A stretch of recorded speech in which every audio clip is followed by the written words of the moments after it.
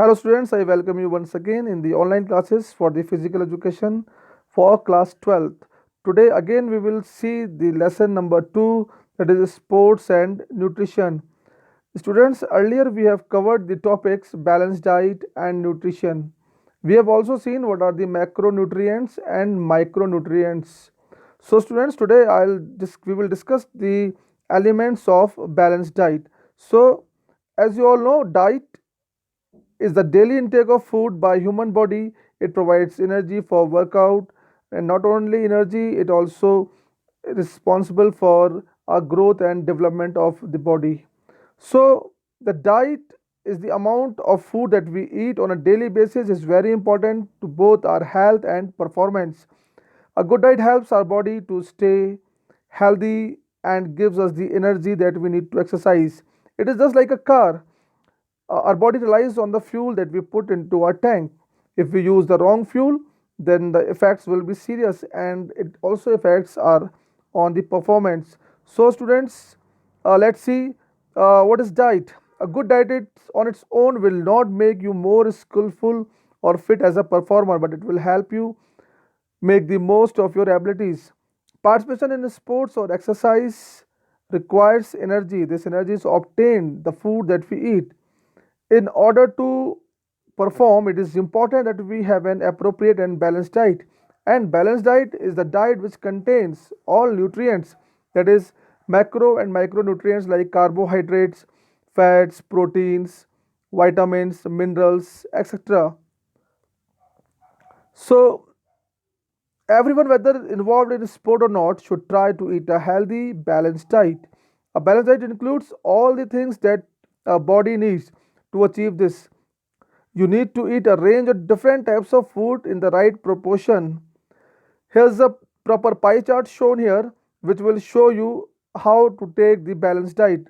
We can see that it is a amount of fruits and vegetables, bread, cereals and potatoes, meat, fish, and other alternatives, fatty and sugary foods, milk and dairy food products.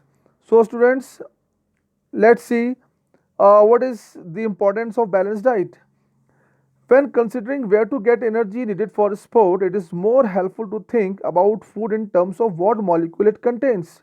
Because simply we cannot consider the balanced diet until we know that what type of diet we are taking and the molecules the diet is containing. As energy in food comes in three main forms, that is carbohydrates, proteins, and fats. Moreover, the body also requires vitamins, minerals, fibers, and water in order to function properly. So, here's a pie chart shown here. This pie chart shows that carbohydrate in a balanced diet should be of 55%, fats 25%, protein 15%, vitamin, minerals, and fibers constitutes around 5%. Let's see the major element of diet, that is a carbohydrate. Carbohydrates are the main source of energy in our body. So it is also known as instant energy. Carbohydrates, they provide quick energy to the body and are not stored in our body for longer duration. Carbohydrates are the compounds of carbon, hydrogen and oxygen with chemical formula CHO. So carbohydrates again of two types. Simple carbohydrates, they are basically sugars. These can provide a lot of energy for immediate use but contains no other useful nutrients. So they are used as immediate energy providers like uh, low fat milk, honey, jam, candy, chocolates, etc. They are various types of sugars like glucose, fructose, lactose, galactose, and are absorbed and converted into glucose, whereas some cannot be digested. We call them fiber. Other are complex carbohydrates. These are starches. These are good source of energy. The body can easily store energy from carbohydrates for rapid use by the muscles. So they are particularly important for athletes. Starchy food often also contains lot of useful vitamins and minerals and fibers. Let's see here, foods containing the carbohydrates. All right, they are the sources. like fruits, breads, biscuits, rice, cereals, pasta, root vegetables, potatoes, etc. Now let's see how the carbohydrate works. Complex carbohydrates should provide around half of your daily energy needs. As dietitians also recommend 60 to 70% of carbohydrates in our diet, where majority of the content should be complex carbohydrates. If an athlete is performing strenuous exercise, this should increase to 60 to 70%. Energy from carbohydrate is converted into a substance called glycogen. This is stored in the liver and the muscles.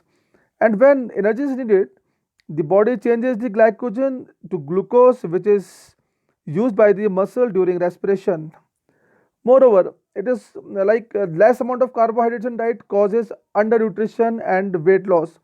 And if you eat too much carbohydrate, however, the body will store it as a fat. Now let's see what are the fats. Fats are also known as energy banks. So fats contains atoms of carbon, hydrogen and oxygen. They are the most concentrated source of energy in food. On an average, 1 gram of fat on burning gives 9 calories of energy. So fats are also used for energy, but only when stores of carbohydrate run low. Weight for weight, fat contains more than twice as much as energy as carbohydrates.